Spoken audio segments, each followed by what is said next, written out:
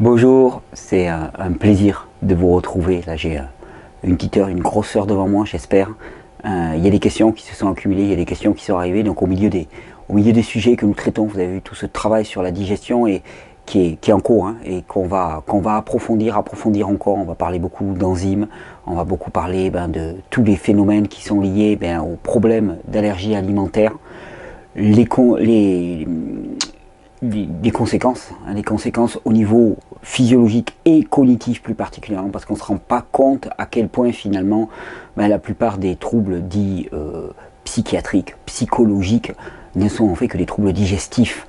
Et ça pour moi c'est quelque chose d'essentiel à rétablir, et donc je vais faire toute une série de vidéos pour le mettre en lumière, pour le mettre en valeur, pour l'expliciter, pour le marteler, pour qu'en fait on arrête de traiter comme quelque chose de hors du corps la maladie psychique. La maladie psychique, si tant est que le terme maladie soit approprié, disons que le déséquilibre n'est qu'un déséquilibre digestif lié à des mauvaises pratiques, lié à un état délétère, parce que parfois il suffit pas de changer les mauvaises pratiques, mais il y a un état délétère qui est installé.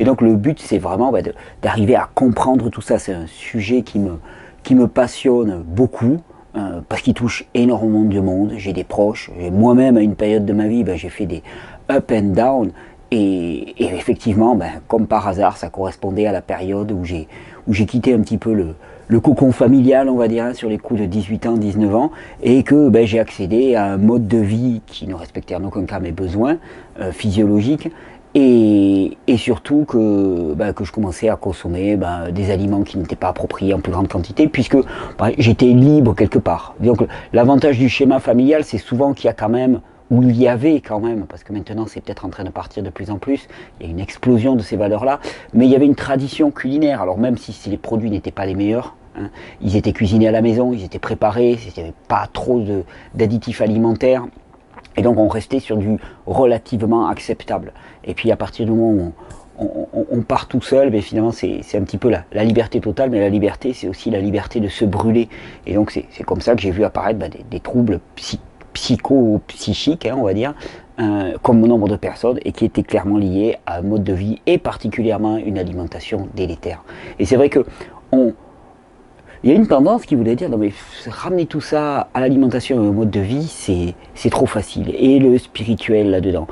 Souvent ce que je dis, mais c'est laissons au spirituel ce qui revient au spirituel, et ramenons au physique aussi, prenons notre responsabilité sur le plan physique. Le spirituel, chacun s'en occupe comme il le veut, selon sa tradition, il suit son chemin, c'est absolument pas le propos ici. Moi ici on parle de physique, c'est-à-dire ça ne nie pas. Alors des gens me parlent de blessures de l'enfance et ainsi de suite. Ok, ça ne nie pas, il n'y a pas de problème. Ok, mais le corps il est comment ?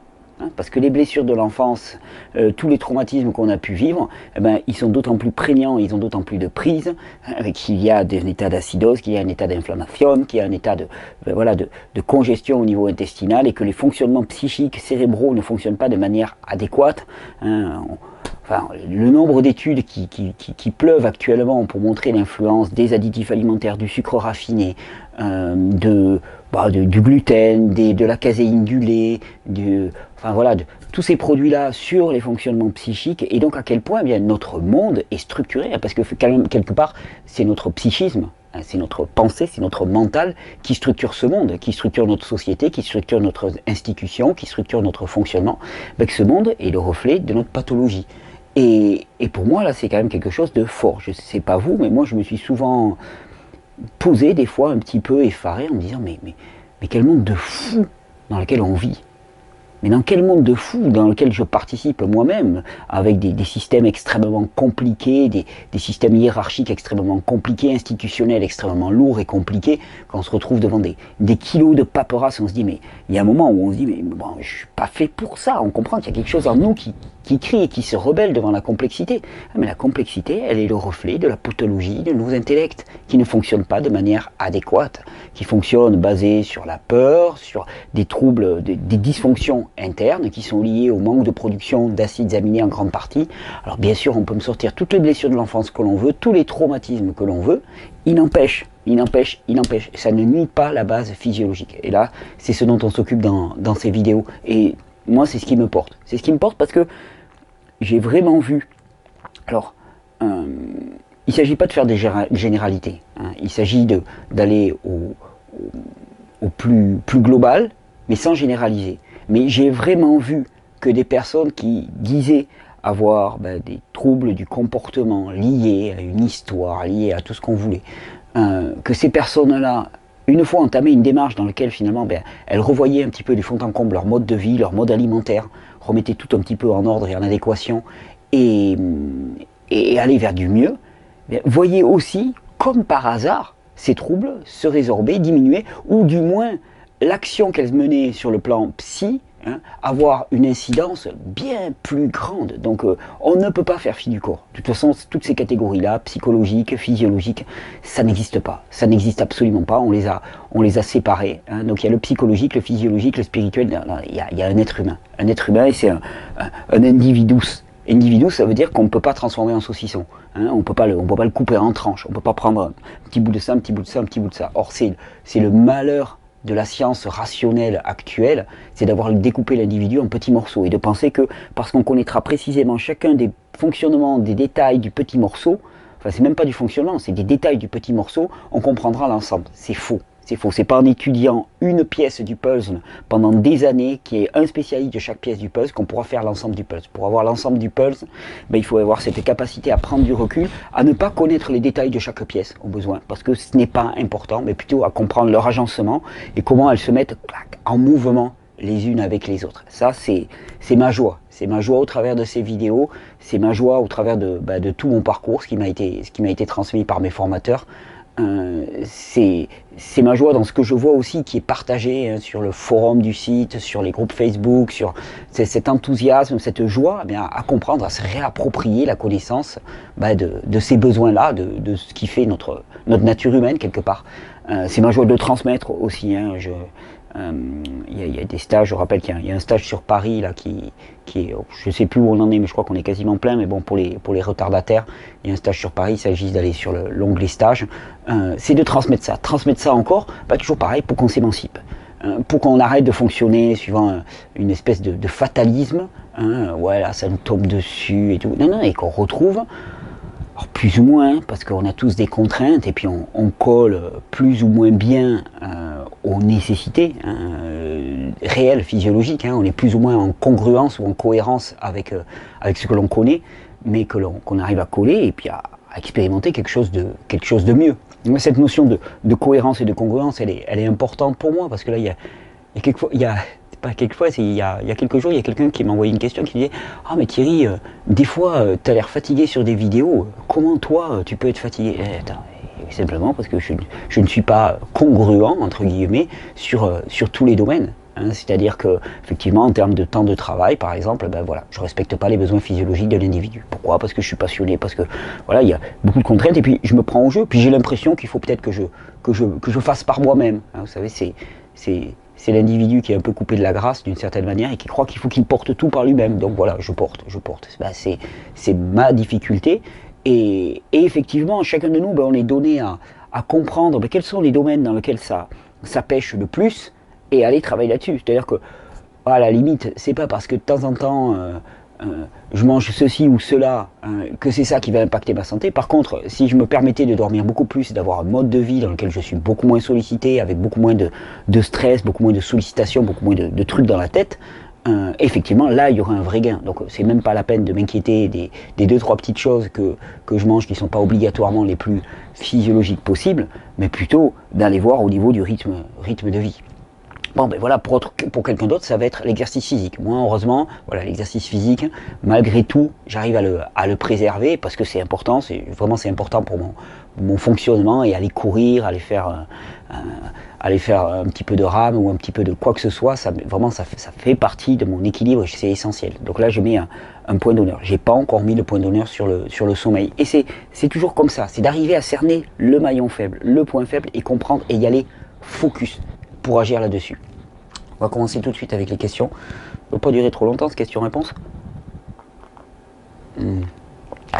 Pas une grosse réserve, ça normalement c'est 10-15 minutes. Très très court. Allez, on est parti. Alors,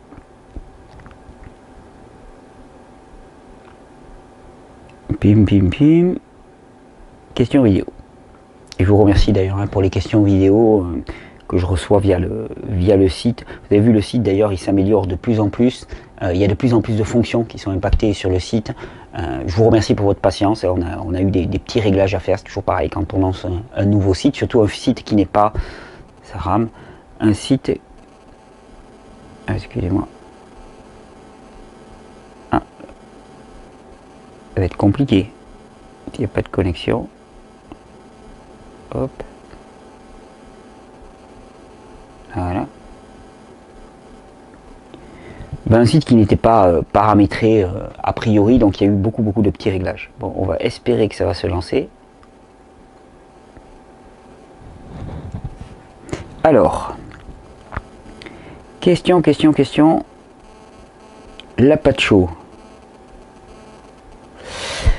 Alors, je vois pas de qui il est. Le nom c'est N, donc j'espère que je ne vais pas écorcher ton nom. Bonjour Thierry, je me demande si le Lapacho est aussi bon que l'on le mentionne dans le lien ci-joint. J'aimerais avoir ton opinion. Alors le Lapacho, c'est une plante, c'est une écorce si je ne me trompe pas. Hein, Lapacho, on l'appelle aussi le pot d'arco. C'est une écorce d'un arbre de la forêt amazonienne qui a effectivement des très bonnes vertus pour réguler les proliférations de microbes pathogènes, des choses comme ça dans l'organisme. C'est un antifongique, un antimicrobien de prolifération. C'est un très bon produit, oui. Mais tu sais, des panacées comme le pot d'arco, comme le Lapacho, il y en a des dizaines. Moi, je te citerai l'ortie, le ginseng sibérien, l'ashwagandha. Qu'est-ce que j'aime énormément. La réglisse, la racine de réglisse, la racine de guimauve, le curcuma, le gingembre. Donc, je veux dire, chacun est prompt à vendre son remède. Le problème, c'est qu'il faut vraiment comprendre que les remèdes, les produits, les plantes, sur un macabé, elles ne servent à rien. C'est-à-dire que ce ne sont que des produits qui vont venir interagir avec la vitalité propre de l'individu. Et donc, ils sont importants. Je pense que pour moi, nier leur importance dans un espèce de rousseauisme, entre guillemets, dans lequel, oui, finalement, le corps se rétablit par lui-même, là, c'est juste ne pas tenir compte des conditions réelles de vie et des conditions réellement de fatigue, de dégénérescence de la plupart d'entre nous, et que c'est se tirer une balle dans le pied en n'utilisant pas des produits qui peuvent vraiment être un sacré soutien pour soutenir l'activité de régénération du corps, mais bien comprendre que c'est l'activité de régénération du corps. Le Lapacho, c'est une plante active, la griffe du chat en est une autre, l'ortie en est une autre, la barbe de maïs, les baies de genièvre en sont d'autres, l'huile de ricin en est une autre d'une autre manière. Ce sont des produits qu'il va falloir utiliser à bon escient. Le Lapacho, effectivement, pour les proliférations fongiques, les candidoses, des choses comme ça, aident bien à réguler, mais la candidose par exemple, c'est pas parce que tu vas prendre des tonnes de Lapacho, si tu changes rien à ton régime alimentaire, si tu changes rien à ton mode de vie, s'il n'y a pas un travail vraiment profond de nettoyage des intestins, le Lapacho, pour moi, il sera de très peu d'utilité. Ensuite, merci beaucoup pour ce que tu fais. J'aimerais savoir quelles sont les dépenses effectuées avec les dons. Eh bien, avec les dons qui sont faits à l'association, les dépenses, c'est tout simple, ils viennent dans le budget de l'association, et le budget de l'association, grâce à vous, c'est payer les emplois, payer les personnes qui travaillent, payer voilà, toutes les personnes qui répondent, qui traitent, qui organisent les stages, qui organisent les conférences, qui organisent les différents événements. Il y a beaucoup de monde, ça demande beaucoup de travail, heureusement que je ne suis pas seul. Donc les dons, ils viennent directement payer ça. Voilà. Alors... Extrait glandulaire. Beaucoup fait jaser ça, les extraits glandulaires.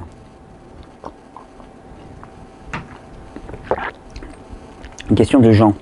Bonjour, j'ai posé une question sur Facebook qui porte sur la traçabilité des extraits glandulaires Swanson. Traitement antibio ou autre, et je ne m'attendais pas à me faire déglinguer. On m'a dit que les extraits ont été contaminés par le prion, c'est faux, que c'était très mal d'en prendre, pas éthique du tout, que ça ne servait à rien du tout, limite on m'a craché dessus, c'était très insultant. Oui, je sais bien. Bref, j'aimerais savoir dans quelles conditions sont élevées les bêtes et si je dois continuer à en prendre pour relancer mon système endocrinien ou est-ce que je prends un risque, car on m'a bien fait peur. Alors, de ce que je sais, pour moi, les meilleurs extraits glandulaires, alors après on parlera au niveau éthique et se faire cracher dessus, pour moi les meilleurs extraits glandulaires, hors tout principe éthique, viennent de Nouvelle-Zélande. hein, c'est les plus nickel. Ce sont des animaux qui sont totalement en liberté, nourris à l'herbe, sans aucun antibiotique, sans rien. Bon voilà. Sur les Swanson, il n'y a absolument pas de prion. Pour les antibiotiques, a priori, il n'y en a pas non plus. C'est des animaux qui sont élevés en plein air. Il n'y a pas exactement les mêmes garanties qu'avec les produits de Nouvelle-Zélande, mais bon, pour moi, a priori, ils ont tous les critères sanitaires, on va dire, nécessaires pour que je puisse les utiliser. Alors après, sur le truc de ça ne sert à rien. Ça ne sert à rien, c'est bien gentil, mais c'est faux. Je veux dire, force est de constater. Entre nous soit dit, si je pouvais, dans certains cas, ou pour moi-même à une époque, me passer de produits animaux, je le ferais. Franchement, ce débat-là de mal ou bien ou mal, je veux dire, il y a des personnes qui ont la possibilité de faire le choix végétarien. Il y en a pas mal, enfin, il y en a de moins en moins, malheureusement, parce qu'il y a des systèmes endocriniens de plus en plus épuisés. Mais tous ceux qui peuvent faire ce choix, magnifique, et faites-le. Faites-le parce que c'est une bénédiction pour la planète. Pour ceux qui ne peuvent pas le faire, ou en tout cas, il y a une vraie question qui se pose. Il y a une vraie question qui se pose, c'est-à-dire que, est-ce que je privilégie ma vie ou celle de l'animal? Vous savez, j'ai passé plus de temps dans ma vie à être végétarien qu'à être végétalien. J'ai rarement vu autant d'agressivité que chez quelques personnes véganes, d'une violence inouïe, mais vraiment inouïe, hein, qui prônait le respect animal, mais dans lequel finalement il y avait du respect au niveau humain qui était non présent. Alors je sais, on dit toujours oui, mais l'animal il souffre et ainsi de suite, mais la souffrance elle est à tous les niveaux. Hein, je veux dire, on peut pas conspuer la souffrance d'un côté et l'entretenir de l'autre. C'est pas possible. La souffrance, il n'y a qu'une souffrance. Il n'y a pas la souffrance animale, la souffrance humaine, c'est la souffrance de la création. Quand un animal souffre, tu souffres avec lui. D'accord ? Quand un humain souffre, tous les animaux souffrent avec lui. Toute la création souffre avec lui. Donc pour moi, c'est un faux débat. Il y a surtout des choix individuels. Et je ne comprends pas pourquoi est-ce qu'on veut aller faire un petit peu du prosélytisme à fond, en culpabilisant les gens. C'est jamais en culpabilisant les gens qu'on fera avancer les choses. Moi, ce que je sais, c'est qu'en poussant les gens à manger plus de fruits, plus de légumes, à revenir à des conditions propres de la vie humaine, eh bien, on leur permet de recharger leur système endocrinien et d'avoir les conditions qui feront que, physiologiquement parlant, le choix du végétarisme ou du végétalisme sera fonctionnel pour eux. Et après, ça sera une question de choix individuel. Mais c'est d'abord en faisant ça, c'est-à-dire que s'improviser végétarien ou végétalien alors qu'on est épuisé par exemple, ça peut être catastrophique. Oui, ça peut être catastrophique. Et qu'est-ce que ça fait? Alors, on va me reprocher de le dire, et pourtant, je le crois profondément. Qu'est-ce que ça fait? Ça fait des gens qui rentrent dans le végétarisme et le végétalisme, au bout de 6 mois ou 8 mois, se crachent, ou 1 an, ou 2 ans, ou 3 ans, le temps que les réserves soient épuisées, se crachent, et puis ensuite, font beaucoup de ramdam en disant, oui, mais le végétarisme, c'est pas bon, ça marche pas et tout. Ça veut rien dire. Ça veut rien dire. C'est-à-dire, le crudivorisme est bon pour tout le monde. Hein. Par contre, à quelle vitesse tu le mets en place? Le végétarisme devrait pouvoir fonctionner pour tout le monde. Oui, mais à quelle vitesse tu le mets en place? Dans quel état est ton organisme? Et comment ça va marcher? D'accord? C'est ça la vraie question. Ça, c'est la vraie question. Et je pense que pour nombre de personnes qui le choisissent d'une manière très intellectuelle, c'est peut-être pas le meilleur des choix. C'est vraiment pas le meilleur des choix. Et soyons clairs, c'est pas une question de protéines. Donc le débat souvent il est amené sur les protéines. C'est pas une question de protéines. Hein, c'est une question d'acides gras souvent. Parce que ce qu'il faut savoir, c'est que il faut vraiment comprendre quand on parle. J'essaie dans ces vidéos de parler d'une manière non idéologique, non émotionnelle. Hein. C'est vraiment mon propos au maximum, c'est de ne pas être dans l'émotionnel, le jugement ou quoi que ce soit. Moi j'essaie de donner des faits et après je laisse chacun responsable de son chemin. Vraiment, et je n'autorise quiconque, je n'autorise personne à donner son avis sur mon chemin. Je fais mes choix en termes éthiques. Mais ce qu'il faut savoir, c'est que tu as la matière végétale, les végétaux, d'accord? Et puis tu as les animaux et les hommes. Hein. Ils ont une particularité, par exemple, ils sont tous hétérotrophes. Ça veut dire qu'ils ne peuvent pas fabriquer leurs substances minérales à partir des cailloux de la terre. Une vache ou un humain, si ça suce du sable, ça ne fera pas de la silice dans le corps. D'accord ? Ça ne sera pas utilisable. Les plantes, elles utilisent les minéraux, elles utilisent énormément de nutriments qui sont à l'état brut dans le minéral pour, via la photosynthèse, les transformer et les rendre biodisponibles. Sauf que ce qu'il faut savoir, c'est que la matière des plantes, pour être utilisée et être partie intégrante de l'humain, elle demande une élaboration. C'est-à-dire que par exemple les acides gras qui sont pris dans les plantes, ils doivent être élaborés pour former du cholestérol, ils doivent être élaborés, enfin toutes les substances qui sont prises dans les plantes doivent être transformées par l'humain pour arriver à fabriquer sa propre substance.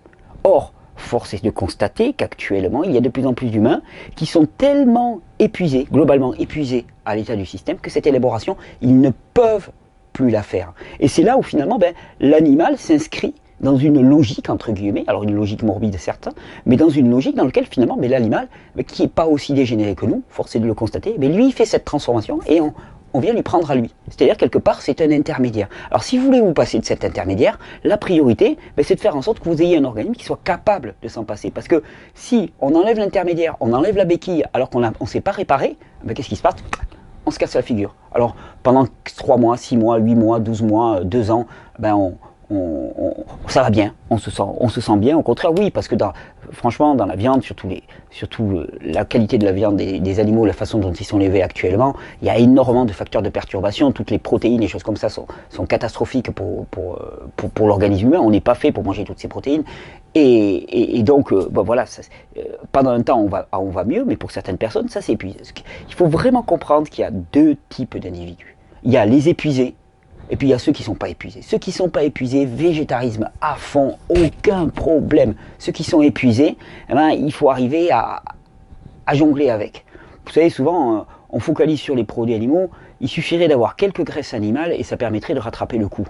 Et de ne pas avoir l'inconvénient des produits protéinés, des produits fortement protéinés pour lesquels le corps n'est absolument pas adapté. Mais là, c'est du pragmatisme, là, ce que je vous donne.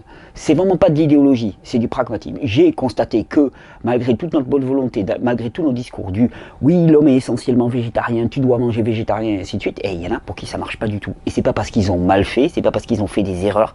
Et le but aussi de ces vidéos, c'est de les déculpabiliser. Ils sont pas mauvais, ils sont pas méchants, ils n'ont pas des addictions morbides, c'est juste qu'ils n'arrivent pas à élaborer ce qu'il faudrait élaborer et leur corps, il les pousse, il les attire. La plupart du temps, c'est les matières grasses. Et les matières grasses, il y a des alternatives pour les avoir sur le plan animal. Par exemple, tu prends les œufs, alors ok, on va me dire, oui, c'est pas vegan, ok, mais au moins, on ne trucide pas des poules. Les œufs, le jaune d'œuf par exemple, c'est de la matière grasse élaborée par les animaux qui est extrêmement biodisponible.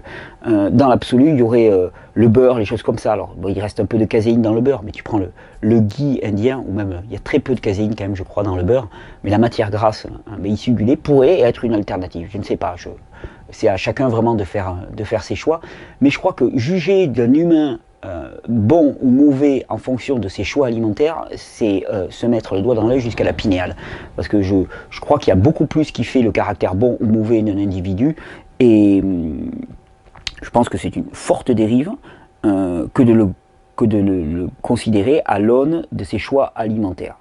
Par contre, pousser un maximum de personnes à aller vers le végétal, à se régénérer, à reprendre de l'énergie en eux, à avoir des fonctionnements psychiques qui ne soient plus dysfonctionnels comme ils peuvent l'être, ça je pense que c'est une bonne option et que indubitablement ça conduira à une plus grande prise en considération de la création dans son entièreté et donc des animaux, obligatoirement. En tout cas moi c'est mon propos, c'est-à-dire qu'il ne s'agit pas de marteler des idéologies, tu ne dois pas faire ci, tu ne dois pas faire ça, tu dois faire ci, tu dois faire ça, mais plutôt d'expliquer les choses et de donner les moyens pour que ça puisse se faire.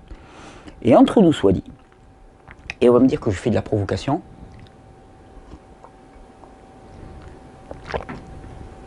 mais l'agressivité témoignée parfois par certaines personnes, alors d'un côté comme de l'autre, témoigne pour moi d'une dysfonction massive et plutôt révélateur d'un manque cruel. Et je pense que la coercition mentale que peuvent s'imposer certains par rigueur, par rigorisme, peut conduire à des fonctionnements un petit peu étriqués. Ce que je sais, c'est que les extraits glandulaires, ça sauve des personnes. Alors ok, ça sauve des personnes au détriment des animaux. De toute façon, de la souffrance, il y en a partout. Qu'un humain meure, qu'un animal meure, je veux dire, c'est de la souffrance. La souffrance, ça vient alimenter ce pool de souffrance. Alors, n'en rajoutons pas de la souffrance. Faisons des choix pragmatiques, chacun individuellement. Ne cherchons pas à faire des choix pour les autres. Et surtout... je veux dire... Il n'y a aucun apprentissage qui se fasse par la contrainte, la coercition et la culpabilisation. C'est juste, c'est ce que notre système éducatif a complètement oublié, c'est qu'on n'apprend que par la joie et l'enthousiasme. C'est-à-dire le seul moteur de véritable apprentissage, alors tu pourras avoir des individus, que ce soit au niveau du système éducatif ou de la santé, du comportement, qui vont mimer quelque chose, hein, qui vont prendre l'habit végétarien pendant quelques temps. Des gens qui vont avoir des connaissances, c'est-à-dire qui lors d'un contrôle ou d'un devoir, des élèves qui vont sortir des connaissances parce que ce sont des perroquets, hein, comme on l'a tous été, d'accord. Mais les véritables apprentissages se font dans la joie, la spontanéité et l'enthousiasme. Il n'y a pas de contrainte qui mène à un véritable apprentissage. C'est juste une attitude qu'on va mimer, c'est un costume qu'on endosse, c'est pas un véritable apprentissage. Si quelqu'un veut promouvoir la cause animale, eh ben, qui promeuve la régénération des individus. Pour moi, c'est une priorité de priorité. Alors, salut Thierry, une question de Jean. Ou plutôt, salut à toute l'équipe. Ouais, merci de penser à eux. Je n'ai pas vu toutes les vidéos, mais dans celles que j'ai vues, j'entends souvent parler de soda ou de produits industriels type barre chocolatée. Ouais, on en parle. Personnellement, j'ai banni ces aliments depuis quelque temps, mais je n'entends pas beaucoup parler d'alcool. Ah, j'ai adoré la dernière vidéo sur le soda. Pourrais-tu nous éclairer sur l'alcool et plus particulièrement la bière? Personnellement, pour l'instant, en soirée, je m'arrange pour boire de la bière plutôt que n'importe quel soda, mais je ne saurais pas comparer ou dire si c'est beaucoup mieux ou pareil. Alors déjà, il y a alcool et alcool. Si tu parles... déjà, si tu me poses la question par rapport à un soda, c'est juste le jour et la nuit. Surtout si tu prends un alcool, alors ça va dépendre lequel, mais par rapport au soda, par rapport à tous les additifs qu'il y a dans le soda, par rapport à la caféine qu'il y a dans le soda, la plupart des alcools, alors les alcools doux, on va s'entendre, sont certainement moins délétères. Alors quand je parle d'alcool doux, je parle de quoi? Ben, je parle de fermentation de fruits. La plupart du temps, on est quand même sur du fruit. Alors la bière, c'est un truc à part. Mais quand tu parles du cidre, quand tu parles du vin, tu es sur du fruit fermenté. Bon, d'accord, donc c'est pour ça qu'on a pu nous sortir des études qui nous montraient que le vin contenait beaucoup de polyphénol et de tanins qui étaient favorables à la santé. Ouais, ok, mais le vin contient aussi beaucoup d'alcool. L'alcool est hépatotoxique, toxique pour le foie. Qu'est-ce qu'on reproche aux alcools? C'est d'être toxique pour le foie. C'est en grande partie. Qu'est-ce qu'on reproche aussi aux alcools? C'est que par exemple dans les vins, la plupart des vins, sauf les vins naturels, les vins vraiment purement naturels, mais même dans les vins bio, on utilise pas mal de soufre, hein, pour faire le collage du vin, pour enlever les impuretés. Et ce collage du vin par le soufre, c'est ce qui fait qu'après tu as une barre à la tête quand l'horizon est bas. Hein. L'horizon est bas parce qu'il y a des sulfites. Hein. Bourre-toi la figure avec du vin naturel et tu vas voir que tu vas te réveiller le matin, tu auras le foie qui sera en vrac, tu auras le teint jaune, mais tu n'auras pas cette barre à la tête. Hein, c'est l'habiture physiologique, on va dire d'une certaine manière. Hein. Donc dans les alcools, fermentation de fruits, qu'est-ce que c'est? C'est des fruits dans lesquels le sucre se transforme spontanément en alcool. Alors, inconvénient de l'alcool, hépatotoxique. Donc déjà, garder dans des proportions quand même relativement modérées, très modérées, voire. Donc l'alcool est hépatotoxique, donc ça invalide tous les produits à l'alcool. C'est-à-dire que l'alcool n'est absolument pas nécessaire à la santé humaine, c'est pas un produit, voilà. Après, peut-on se permettre de consommer un tout petit peu d'alcool? Ça dépend lequel et dans quelle proportion. Pourquoi ça dépend lequel? Si tu consommes 10 centilitres d'alcool comme du cidre à 5 degrés, d'accord? Et si tu consommes 10 centilitres d'alcool à 40 degrés, 40 degrés c'est 8 x 5, 40, c'est 8 fois plus. Donc tu consommes 10 centilitres d'alcool à 5 degrés comme le cidre, ou tu consommes 10 centilitres d'alcool fort, tu as un rapport de 1 à 8. C'est un peu comme si tu buvais 1 litre de cidre carrément en termes de quantité d'alcool. Donc il est certain que plus l'alcool sera concentré, plus il sera violent, plus il est agressif pour l'organisme, plus il brûle. Et d'ailleurs, je veux dire, la première fois où tu bois, ça te brûle les muqueuses. Donc pour moi, un alcool qui dépasse 3-4 degrés d'alcool, déjà, ça devient extrêmement agressif pour les muqueuses, ça brûle les muqueuses, c'est hépatotoxique. Donc à proscrire. Après, alors, lesquels seraient satisfaisants? Moi je dirais, à la limite, le vin naturel en très petite quantité, parce qu'il y a des polyphénols, il y a des polyphénols dans le vin, des tanins, bon voilà, c'est une tradition. Le vin en toute petite quantité, mais du vin naturel fait par des petits vignerons qui ne sont même pas en bio, mais qui sont en vin naturel, naturellement élaboré. Hein. Ce sont des vins qui ne sont pas stables, ce sont des vins qui sont parfois dans leur qualité un petit peu aléatoire, mais ce sont des vins qui sont vivants, qui ont gardé toute cette vie en eux, bon, qui sont acceptables. Alors après, moi j'aime bien le cidre, un petit coup de cidre de temps en temps, puis pareil, dans le cidre tu as le sec, le brut et le doux. Hein, mais qu'est-ce qui fait la différence? C'est la consommation des sucres. C'est-à-dire le doux, bah, il a peu fermenté, les sucres ont été peu transformés en alcool, donc il n'y a pas beaucoup d'alcool et beaucoup de sucre. Et à l'inverse, le sec, eh ben, il y a beaucoup d'alcool et pas de sucre. Hein. Le cidre, pour moi, c'est vraiment le produit par excellence qui serait acceptable en petite quantité. C'est quand même un degré d'alcool extrêmement faible. Le cidre, les fermentations de raisins spontanés façon cidre, parce que tu sais, le champagne ou les choses comme ça, maintenant on en a fait une espèce d'assemblage assez ignoble, mais à la base, hein, la méthode champenoise, elle a été inventée à Limoux, hein, par l'abbé Dom Pérignon, et l'abbé Dom Pérignon, il faisait ce qu'on appelait des méthodes ancestrales. La méthode ancestrale, on la trouve dans la clairette de Die, on le trouve dans le champagne, on le trouve dans la blanquette de Limoux. Il y a une blanquette de Limoux, méthode ancestrale, c'est un truc... qui dépote, et c'est quoi? C'est juste du raisin fermenté, comme du cidre. C'est du cidre de raisin. Hein. Et ça, c'est super bon. Ça n'a rien à voir avec les champagnes qui t'agressent énormément, qui arrachent la bouche, qui sont souvent des vins de mélange et de mutage. Ça n'a rien à voir avec ça. Pour moi, les fermentations spontanées de fruits non transformés seraient acceptables en toute petite quantité. Puis après, c'est à chacun de voir sa dose. Mais si tu prends un petit coup de cidre de temps en temps, voilà, ça va pas. Je pense pas que ça va. Puis tout dépend qui, avec quel terrain physiologique. Après, pour la bière, il y a le malt d'orge, c'est de l'orge torréfiée, la maltation, hein, le maltage. Bon, le houblon, ça c'est super, le houblon, c'est un sédatif.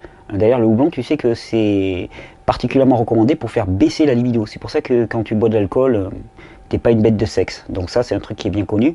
Le houblon, hein, le houblon, il était utilisé dans les monastères en grande partie pour nier la sexualité des personnes hein, qui le consommaient.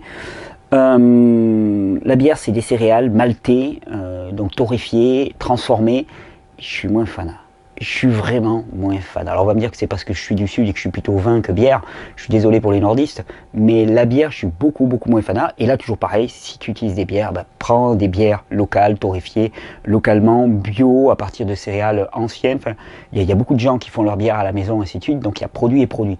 Ça reste en quantité marginale, relativement acceptable. À choisir, moi je préférerais du cidre ou de la fermentation de raisin spontané que de la bière. Mais bon, voilà, et puis dans la bière, t'as des bières à 3-4 degrés, et puis tu peux monter à, je sais pas, t'as la bière du démon qui devait faire 12-13 degrés ou des choses comme ça, donc ça devient des, vraiment, tu vois, t'as des bières qui sont vraiment des alcools quasiment forts, quoi. Voilà. Ça reste des produits anecdotiques qui, consommés en faible quantité, sont acceptables. Mais entre nous soit dit, le seul liquide qui vaille pour l'humain, c'est l'eau ou l'eau vitalisée.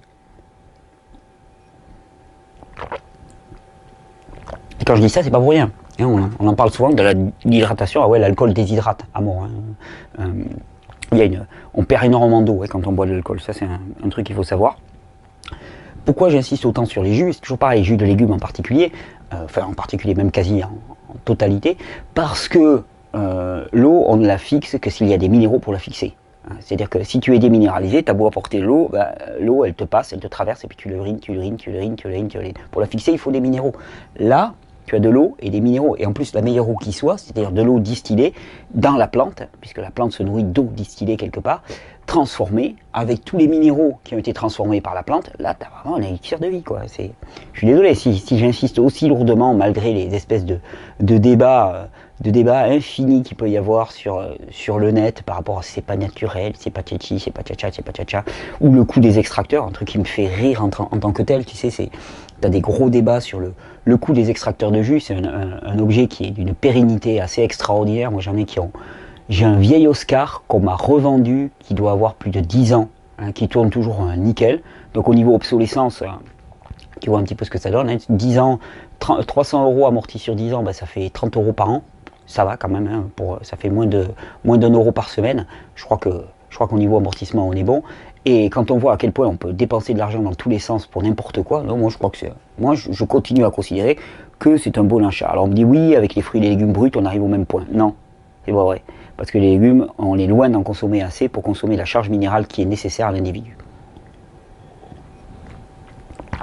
Mais la seule boisson physiologique qui soit, c'est l'eau. Je crois qu'on en reparle de l'eau d'ailleurs. Ou les jus de légumes, bien que ça soit une adaptation. Alors,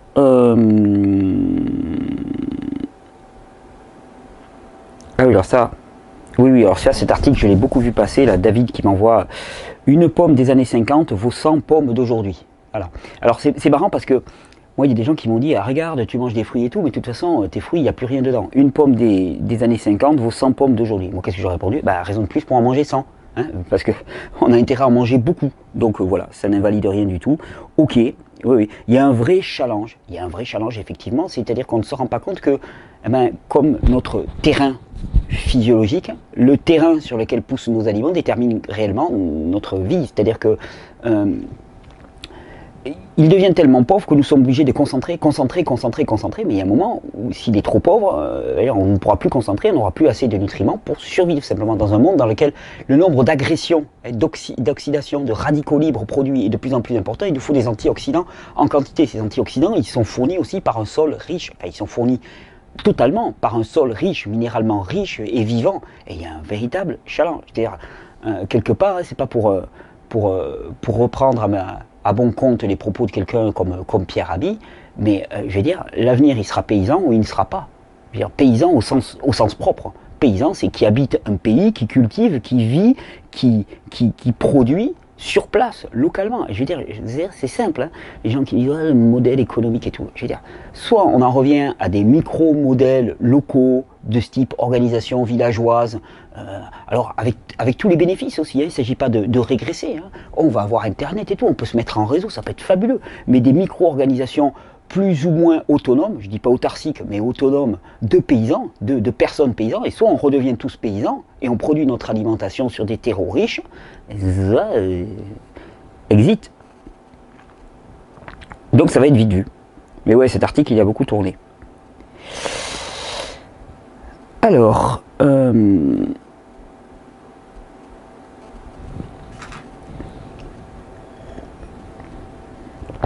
mais du temps. Il a dû prendre un peu d'alcool là. Il a dû boire de la bière là, c'est hier soir.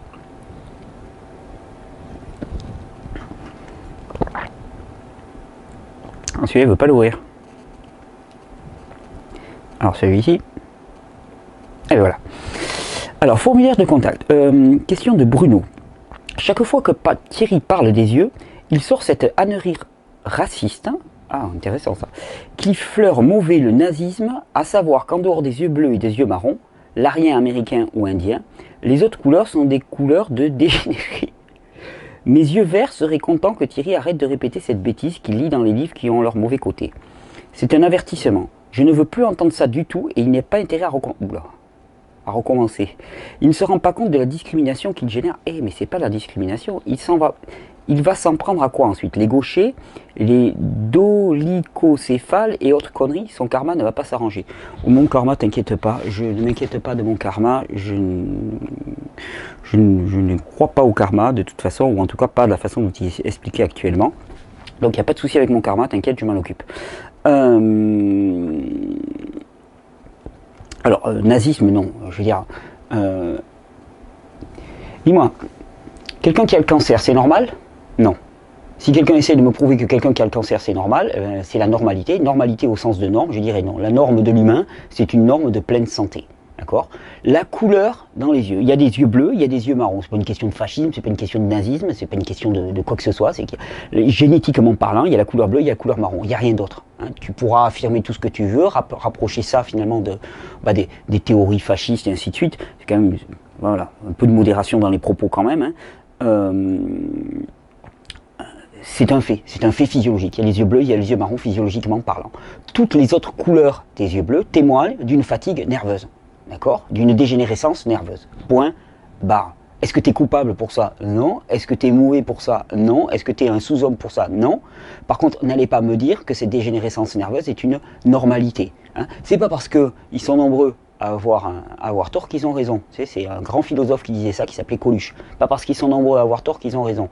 Voilà, c'est pareil. Hein. C'est pas parce que on est nombreux à avoir des yeux marrons cacadois qui témoignent d'une grosse congestion intestinale que c'est normal d'avoir les yeux de cette couleur-là. Et non. Et que quelque part, il faut en faire une normalité. C'est pas normal d'avoir un cancer à 3 ans. C'est pas normal d'être fatigué chronique. C'est pas normal tout ça. Et je crois qu'il y a une grosse dérive de notre société actuellement, c'est de nous faire croire que il y a énormément de normes. Non, non, des normes, il y a la norme telle que l'humain a été élaboré, et pour au niveau des yeux, c'est du bleu et c'est du marron, ça n'a rien de fasciste, ça n'a rien de culpabilisant, ça n'a rien de... Ouais, je comprends pas trop. Les gauchers, ça n'a rien à voir. Les dolicocéphales et autres conneries, non, ça n'a strictement rien à voir. Mais il n'est... Putain, il y a d'autres messages après. Alors, vous insistez, ne comprenez pas. Donc, vous voyez des yeux verts et au lieu de dire que c'est beau, vous dites des yeux intoxiqués. Mais c'est super beau, les yeux verts. J'adore Alain Delon. Mais il n'empêche que si Alain Delon avait les yeux bleus, il aurait un système nerveux encore plus costaud. Donc, blague à part, les yeux verts, c'est très joli. Il y a la considération esthétique, très très jolie. Mais il y a aussi la considération physiologique.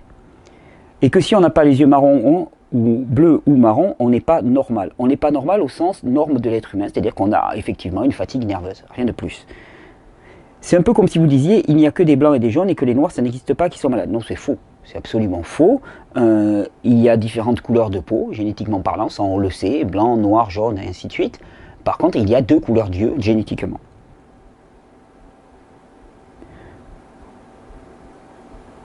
Ok. Il y a des conneries à éviter de dire, ok, ben écoutez, je suis désolé, je ne pense pas que ce soit des conneries à éviter de dire. Je pense qu'il faut vraiment... Il y a une tendance pernicieuse dans notre société à faire du plus grand nombre la norme. Et quelque part, on va dans un nivellement par le bas. C'est un peu comme, tu vois, l'IMC actuellement, l'indice de masse corporelle. Ben, on avait un indice de masse corporelle, normalement, je ne me souviens plus combien c'était, mais le minimum, c'était 16 ou 17. Tu sais, c'est la taille divisée par le poids au carré, ou le poids au carré divisé par la taille, je ne me souviens jamais. Et l'IMC normal, c'était 17, à peu près, entre 17 et 21, 22. Hein. Et puis, ce faisant, ben, les humains, ils sont en train de tourner vers l'obésité, encore et encore et encore.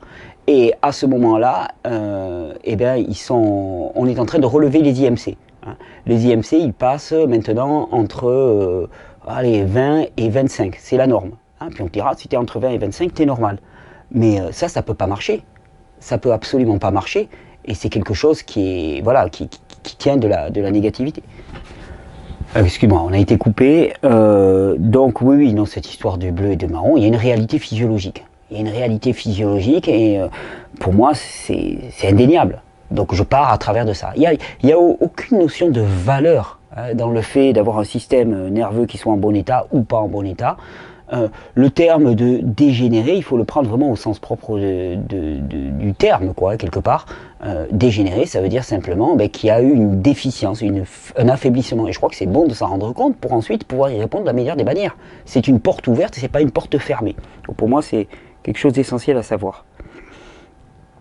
Alors ensuite,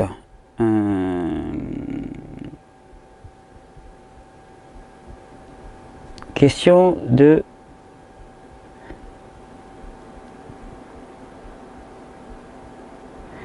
Alors, question de Patrick. Bonjour, depuis que j'ai commencé les jus et que je me réhydrate, je bois plus d'eau, je dois uriner très très fréquemment. L'urine est très claire, cela peut aller jusqu'à 15 ou 20 fois par jour et au-delà.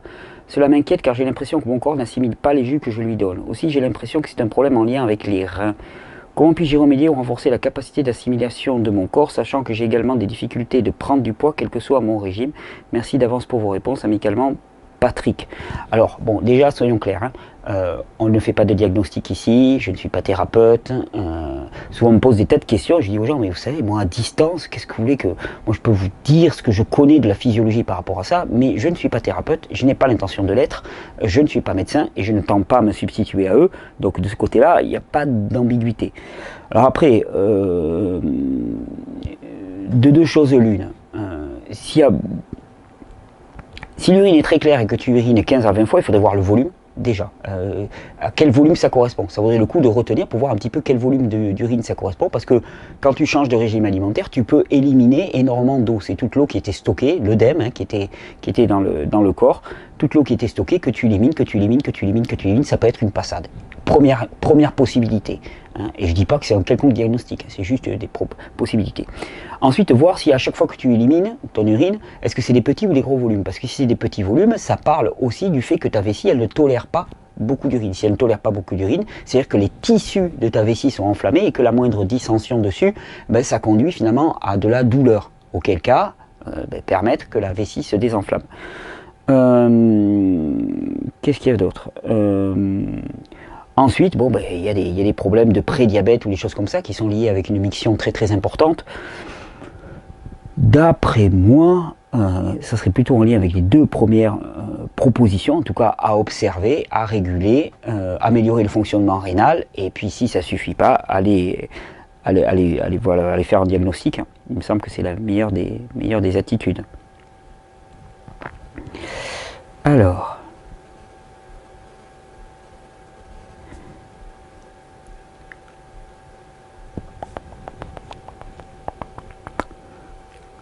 Mais vous savez, c'est pour ça que finalement j'insiste autant sur le fait de se réapproprier la connaissance, c'est que on peut toujours aller voir des spécialistes, mais comment voulez-vous même qu'un spécialiste puisse rentrer vraiment dans l'entièreté de votre histoire de vie? Je veux dire, la meilleure personne apte à poser un diagnostic et en assumer la responsabilité, parce que c'est bien joli de poser un diagnostic et de donner des traitements, mais qui en assume la responsabilité? Parce qu'actuellement, il y a une irresponsabilité totale.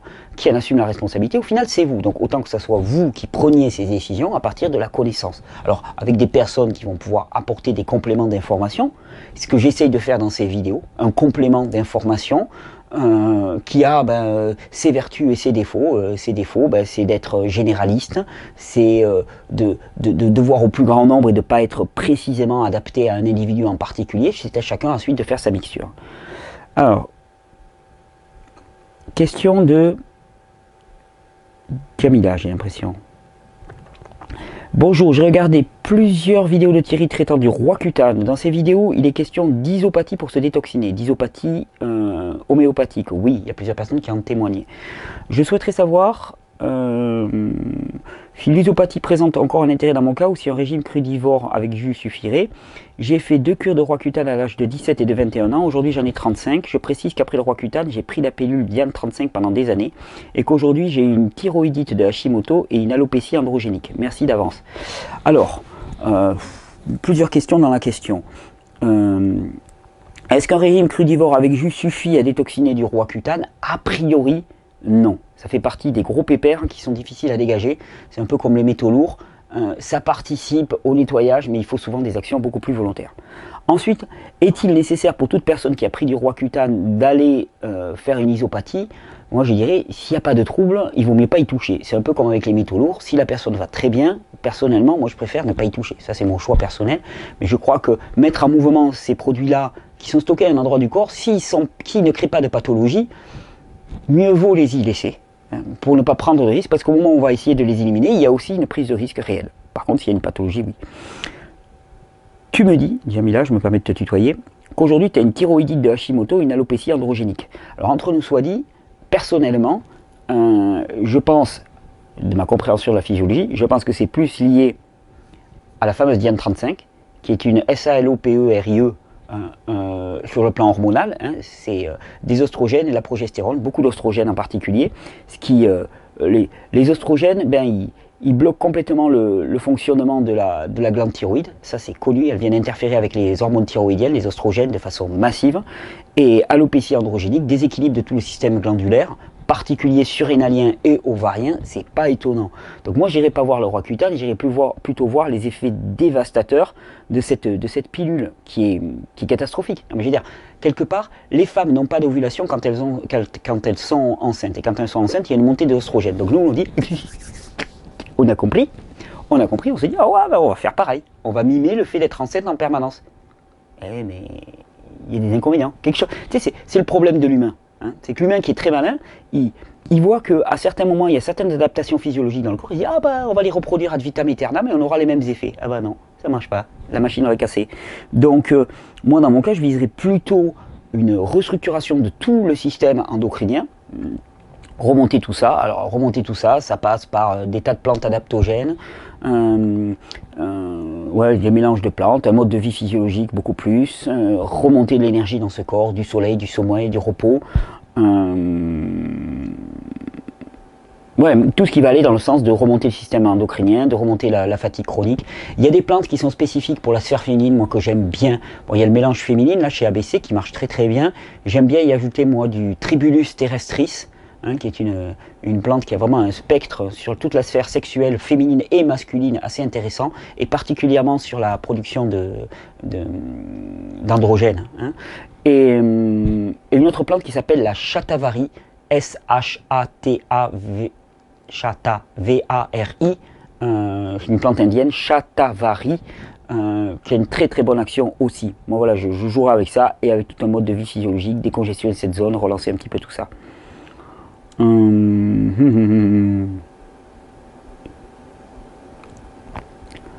Question de Nathalie.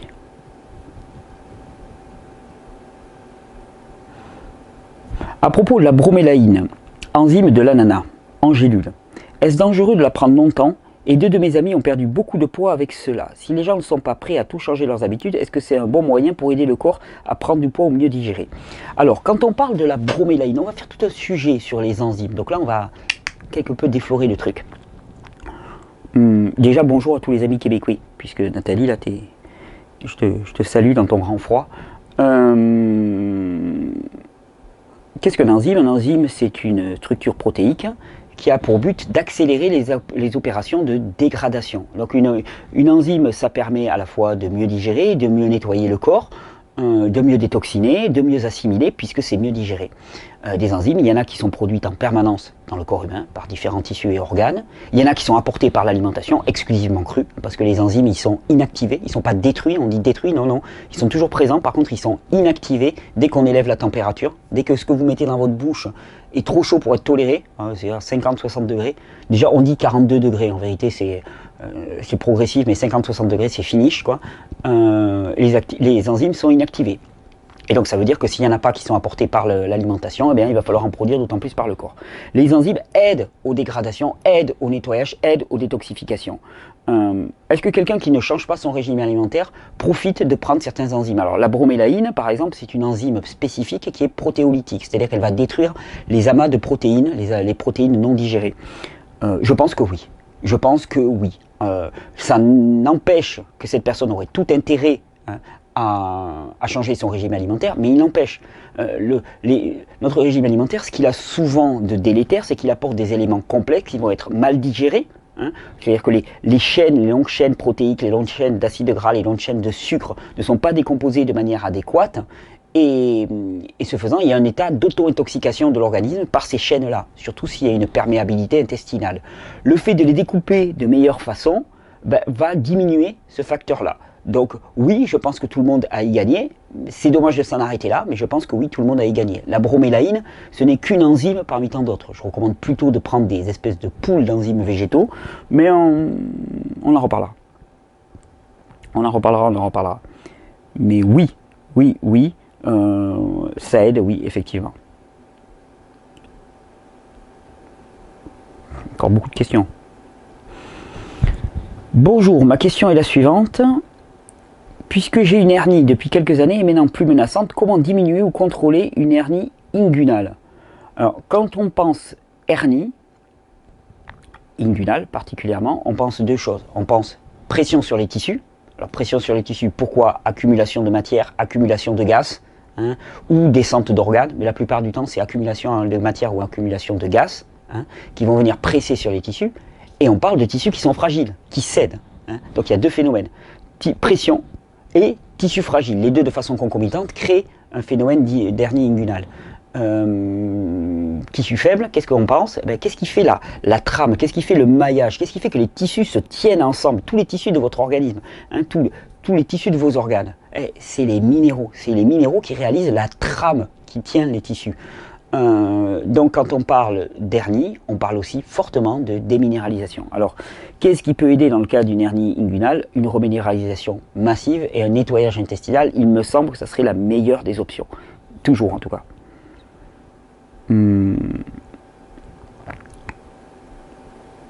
Question de Joachim.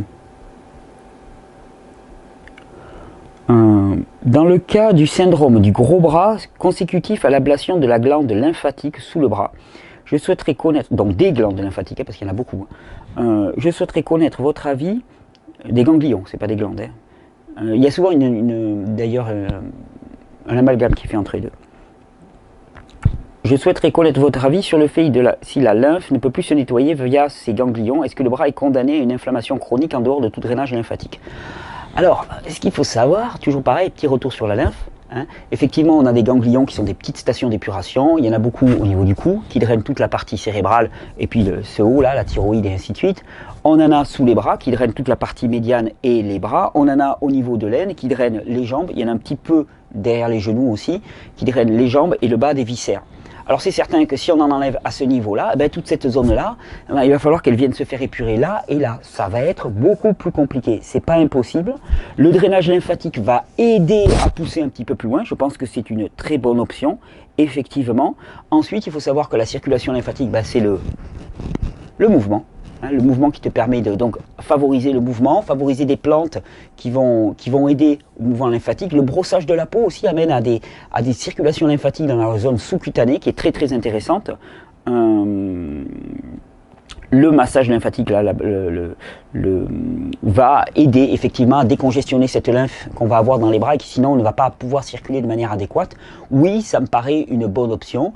Ce qui me paraît une bonne option aussi, c'est de ne pas surcharger le système lymphatique en allant vers ce qui nous nourrit physiologiquement parlant, c'est-à-dire des fruits et des légumes crus en très grande quantité, des jus, une nourriture vitalisée, vivante, qui va permettre de contrecarrer un petit peu les effets de la congestion et de favoriser la circulation. Mais effectivement, quand on n'a pas des ganglions, ici, ça veut dire que c'est plus compliqué, qu'il faut le répartir mieux et qu'il faut mieux le faire circuler. Il y a des plantes aussi pour ça, le fenugrec, le fragon, le petit hou par exemple, sont des excellentes plantes pour faire circuler la lymphe. Tout ce qui est astringent, le jus de citron, ça fait circuler la lymphe. Les agrumes, ça fait circuler la lymphe. Tout ça va participer à cette circulation. Voilà, je crois qu'il va falloir faire qu'on fasse une petite pause. Il reste encore des questions. On va conclure et puis on verra si je peux rajouter une petite séquence si j'ai quelques minutes tout à l'heure. On va les reprendre de toute façon ces questions et je vous remercie vraiment pour toutes ces questions qui arrivent via le formulaire de contact. Vous avez vu, finalement, il ne s'agit pas de rentrer dans une forme de culpabilisation, il s'agit de rentrer dans une forme de connaissance. Et je crois que toute forme de culpabilisation est encore une entrave, une espèce de chausse-trappe à la connaissance et à l'autonomisation. Il ne s'agit pas de s'inquiéter, il ne s'agit pas de se culpabiliser, il ne s'agit pas de s'auto-flageller, il ne s'agit pas de se victimiser, il s'agit juste d'être pleinement responsable et en pleine conscience de ses choix. Et pour être pleinement conscient de ses choix, il faut connaître les alternatives. Choix A ou choix B, quand on te propose la pilule rouge ou la pilule blanche, il faut savoir quel est l'enjeu. Quel est l'enjeu? Qu'est-ce que tu vas... Quel est l'enjeu? Mais alors, la totalité, quoi. Je veux dire, les effets secondaires, et ainsi de suite, à la pilule rouge et la pilule blanche. Et une fois que tu as fait ça, tu fais ton choix. Le problème, c'est que souvent, on veut nous pousser à faire un choix. Soit parce qu'on veut nous voir rallier une cause idéologique, soit parce que c'est des motivations purement mercantiles, pour nous vendre la pilule rouge ou pour nous vendre la pilule blanche, mais des fois on veut nous vendre des idéologies aussi, c'est la même chose, exactement la même chose. L'important c'est pas tant de faire l'apologie de la rouge ou de la blanche, c'est de dire dans la rouge il y a ça va avoir telle conséquence et tels avantages, et dans la blanche, pareil, mais de manière objective et honnête. C'est le but de ces vidéos. Alors, je vous remercie tous de continuer à suivre ces vidéos, je vous remercie tous pour le dynamisme impulsé dans tous nos échanges. Je donne rendez-vous pour ceux qui vont venir à Paris, là, le 13, 14, 15. Vous avez vu? Là, je lance un appel quand même. Et on a dû annuler la conférence. Parce que les finances de l'association sont au plus bas là actuellement. Et on ne pouvait pas financer une salle au prix qu'on nous donnait. Puis en plus, je trouve que c'est anormal de payer des prix colossaux. Je veux dire, il y a des gens qui se font payer pour donner des conférences. Alors nous, c'est absolument pas le cas, mais il ne faut pas exagérer. On ne va pas aller se ruiner non plus pour faire des conférences. Par contre, il n'y a pas un Parisien qui pourrait nous trouver un grand lieu où se réunir tous, je sais pas moi, un grand gymnase ou un truc comme ça. Ça n'a pas besoin d'être luxueux, on n'a pas besoin de grand chose. Je viens avec le micro et ainsi de suite. Juste un endroit où on puisse s'asseoir, même par terre, on apporte des nattes, mais quelque chose de simple, un peu chauffé pour qu'on soit confortable, et c'est tout, quoi. Mais il n'y a pas des Parisiens qui peuvent nous trouver ça, sérieusement, quoi. Moi, il suffit de me prévenir la veille. Bon, je préférais que ça se prévoie avant, comme ça on pourra l'annoncer à tout le monde, mais ça me fait mal au cœur quand même de renoncer à faire cette conférence là pour le 13, étant donné que le 13 février, je serai à Paris pour donner ce stage, et que le 13, c'est les 4 ans de Régénère, de Vie Recrue, pas de Régénère, de Vie Recrue, du site, du début des vidéos, de la première vidéo. Bonjour, bienvenue avec les vidéos de Vie Recrue.